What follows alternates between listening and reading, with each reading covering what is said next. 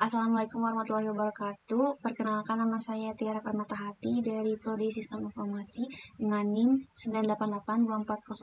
988240522111009. Di sini saya akan menjelaskan terkait UTS mata kuliah Python for Data Analysis.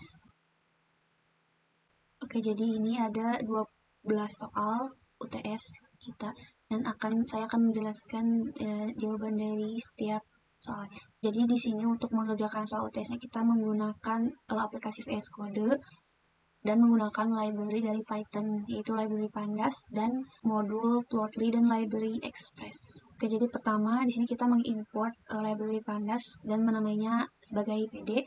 Kita juga mengimport library Plotly dan kita memasukkan modul Express dan menamainya sebagai PX atau Plotly Express. Selanjutnya kita membuat suatu variabel, kodenya adalah variabel sama dengan PD. Ini ada fungsi juga read_csv. Lalu kita memasukkan file bernama banktrain.csv. Oke, pertama masuk dari printdf.toString itu maksudnya adalah Pandas bakal mengeprint semua data dalam data frame banktrain.csv. Jadi sekarang kita masuk ke nomor 1. Nomor 1 ini adalah data frame df terdiri dari titik-titik kolom. Jawabannya adalah 22 kolom. Oke, di sini kita langsung print aja dan menggunakan atribut shape. Jadi df shape, dalamnya kita masukkan angka 1 yang artinya itu kolom untuk mengeprint kolom. Jadi jumlah kolomnya ada 22. Lalu dan b titik-titik rows terdapat 32.950 rows. Jadi juga kita menggunakan atribut shape yang diisi dengan angka 0, fungsinya untuk mencetak rows. Data frame df mengandung data dari titik-titik education yang berbeda. Kita menggunakan metode unik pada kolom education. Jadi perintah itu tuh menghitung jumlah nilai unik dalam kolom tersebut dan memberikan informasi tentang kategori pendidikan yang berbeda dalam dataset. Jadi jumlah uniknya itu ada 8 data. Data frame df mengandung data hasil observasi pada bulan. Jadi yang D ini kita menggunakan metode unik pada kolom months. Jadi perintah ini untuk mencetak daftar bulan yang berbeda dalam dataset dan memberikan informasi tentang bulan-bulan yang berbeda di mana observasi dilakukan.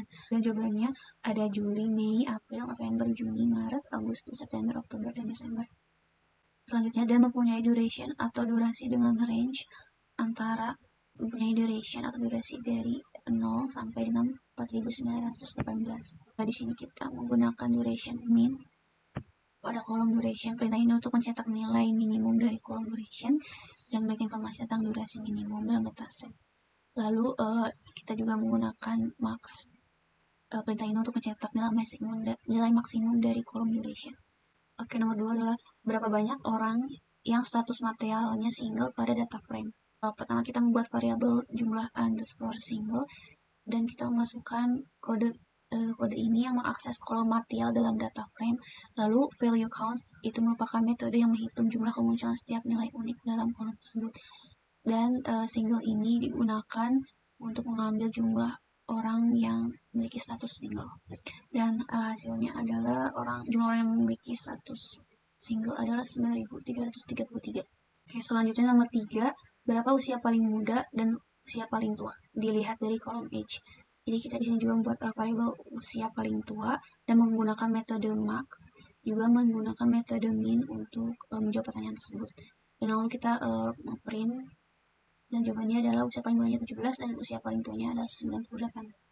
Selanjutnya adalah nomor 4, buatlah sebuah data frame baru bernama dfnew yang berisi 10 ID dengan usia paling muda yang dimana sudah diurutkan dari usia termuda, sudah menikah dan sudah mempunyai rumah. Lihat dari kolom age, material, dan housing. Jadi di sini ada variabel dffilter yang dimana berisi kode sesuai kriteria yang kita inginkan. Itu usia paling muda, menikah, dan housing, memiliki kepemilikan rumah. Lalu kita juga mengambil 10 baris pertama dan masukkan dalam variabel dfnew, lalu kita print. Dan untuk hasilnya sendiri di sini adalah empty data frame yang artinya tidak ada data sesuai kriteria yang kita minta. Dan ini ada kolom index itu output bawaan yang dicetak oleh Python dan Pandas. Selanjutnya nomor 5, berapa banyak orang yang sudah menikah dan mempunyai rumah? Pertama variabel jumlah menikah dan rumah. Lalu kita masukkan kriteria yang diminta, yaitu orang yang sudah menikah dan memiliki rumah, dan kita menggunakan shape yang dimana akan mencetak jumlah row baris. Dan jawabannya adalah jumlah orang yang sudah menikah dan memiliki rumah adalah 10.220.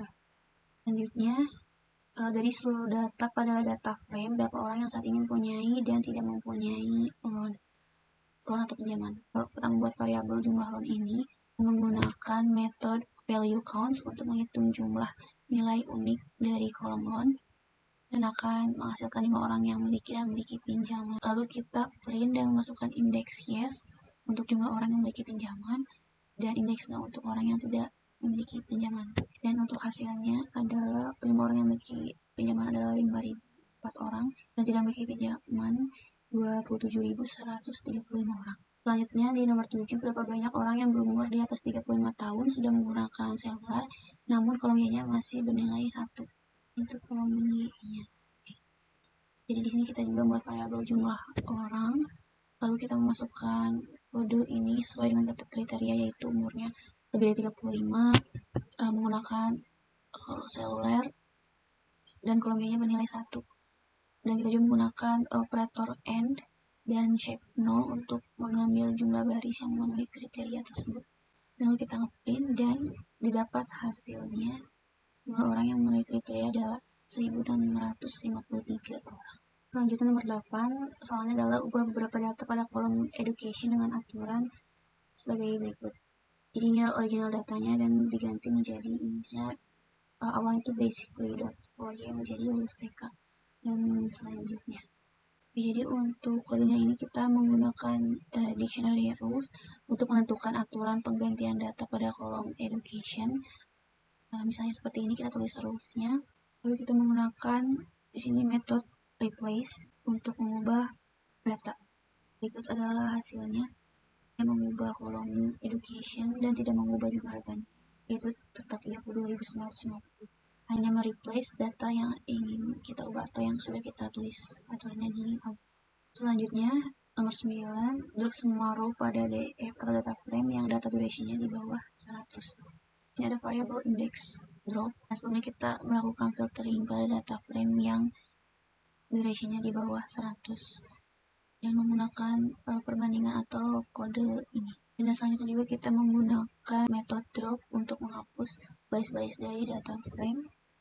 Dan setelah dihapus, maka jumlah row yang tersisa adalah 25.048 row dan 22 kolom.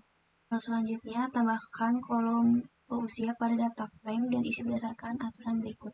Di usia 17-30 diisi dengan dewasa awal, 30-45 dewasa akhir, dan selanjutnya. Pertama, kita membuat fungsi bernama aturan kalau usia yang akan menentukan kelompok usia berdasarkan nilai usia.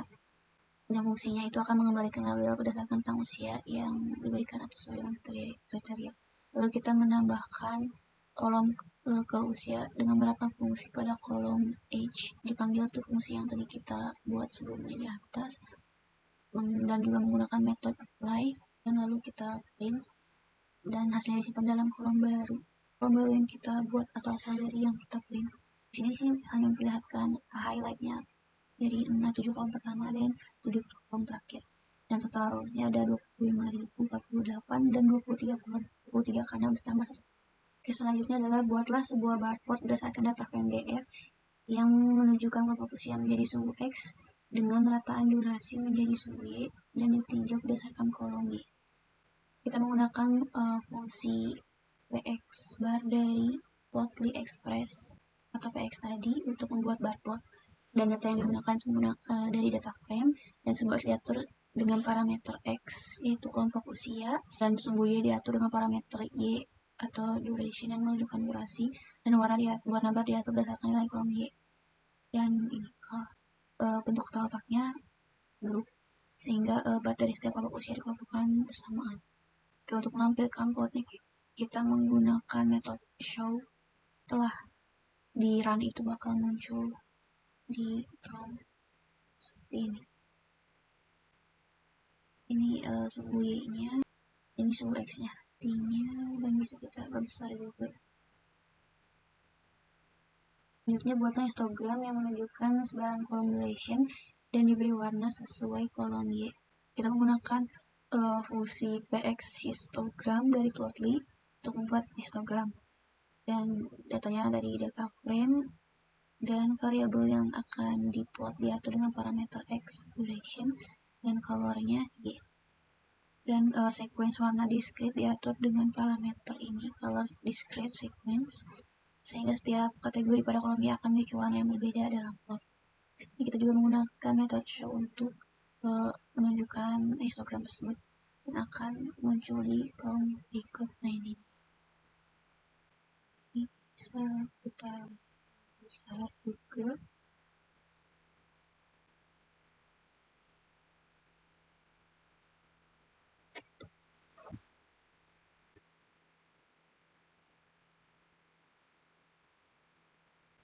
Ya, sekian penjelasan dari saya. Mohon maaf bila ada salah kata atau kekurangan. Wassalamualaikum warahmatullahi wabarakatuh.